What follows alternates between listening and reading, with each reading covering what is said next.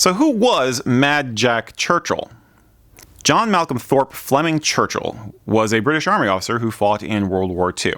Nicknamed Fighting Jack Churchill and Mad Jack, his exploits are the stuff of adventure movies. Born to a family who worked in the British Civil Service, Churchill grew up seeing many parts of the empire.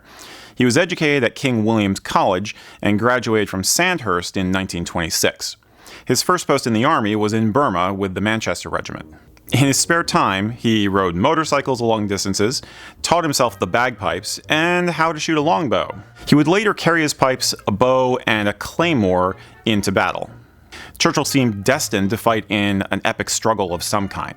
In 1940, Jack led small teams in guerrilla raids behind German lines during the Dunkirk evacuation. He used a sword in close combat, but he preferred sniping Germans from 100 yards or so using his longbow. He also took to riding a captured motorcycle around the countryside, coordinating attacks, and once even rode into battle on the bike, firing off arrows as he went. Jack's career really took off, though, when he joined the newly formed British Commandos. In 1941, Jack led a commando raid on the German garrison at Vagsøy in Norway. As his landing craft came ashore, he played March of the Cameron Men on the pipes to inspire his men.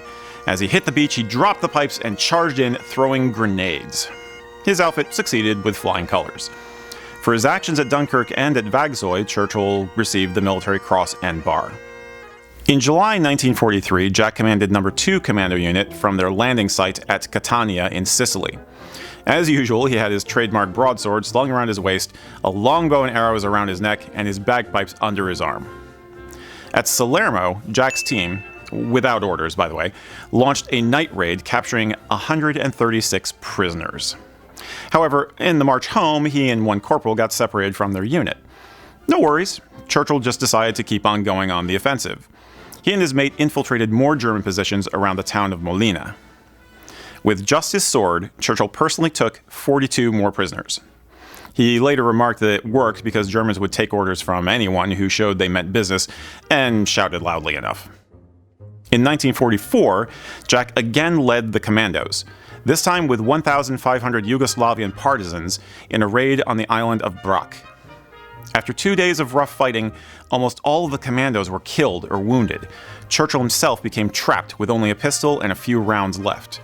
Assuming he was done for, he simply relaxed and started playing Will You Know Come Back Again on the pipes. He was knocked unconscious by grenades and captured by the Germans. Funnily enough, the Germans who took him thought he was actually related to Winston Churchill, so they flew him to Berlin for interrogation. He was later moved to Sachsenhausen concentration camp. In September of 1944, he and some of his mates in the camp escaped through a hand-dug tunnel. Yes, this was the true Great Escape that inspired the movie and the show Hogan's Heroes. Sadly, Jack was recaptured on the Baltic coast. He was sent to another camp in southern Tyrol. The war was coming to a close, and SS guards of that camp were preparing to execute all of the prisoners. Luckily, some German regular army men chose to protect the prisoners and force the SS out, effectively freeing the camp inmates. On his own, Churchill walked 93 miles through Italy until he met an American armored unit. Yeah, just a small jaunt. When the war ended, Jack was actually really disappointed. He remained in the army, though, and by 1948 was serving as an executive officer with the Seaforth Highlanders in British Palestine. This put him in the way of a terrible incident known today as the Hadassah Medical Convoy Massacre, in which Arab irregulars attacked a convoy of Israeli medical staff. Churchill was reviewing troops when the news arrived of the attack, so still in dress uniform, he and 12 of his men grabbed weapons and ran out to assist. This was technically against orders, by the way. They attempted to defend the convoy from about 250 Arabs, but it was not a good day. After the incident itself, Churchill coordinated the evacuation of 700 Jewish doctors, students, and patients from the Hadassah Hospital in Jerusalem. He's remembered as a hero in the city to this very day. So, that was the last of Jack's combat experiences. He was awarded the Distinguished Service Order and Bar for his many accomplishments. Mad Jack went on to serve as an instructor at the Land-Air Warfare School in Australia. He also took up surfing there and designed his own surfboard. By the way, if you want to see him shoot an arrow, check out the 1952 classic movie Ivanhoe. Jack was an archery consultant and appears briefly in the film.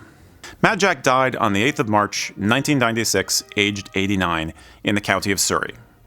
But his legend will probably never die.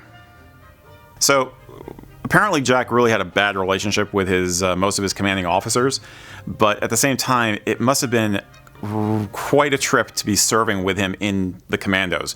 I mean, you either had to love the guy and be on board all the way with what he did and how he did things, or you had to transfer out. So what would it have been like to go into combat against machine guns with a guy who's wielding a Claymore? I don't know if he was truly insane or just really inspired, but he was obviously talented at what he did. What do you think? Tell us what you think about Mad Jack in the comments. In the meantime, have a great day. We'll see you next time.